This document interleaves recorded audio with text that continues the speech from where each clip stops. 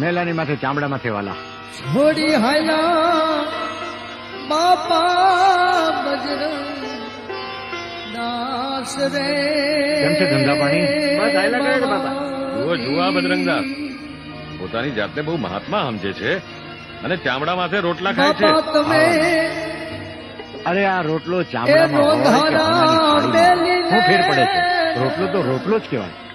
હવે આ ચામડાની મઢુલીમાં મારા રામે એક જ્યોત પ્રગટાવી છે, એને ઓળખો મારા વાલા. ચામડાની મઢુલીને નહીં, તમે જ્યોતને ઓળખો, મારા વાલાને ઓળખો.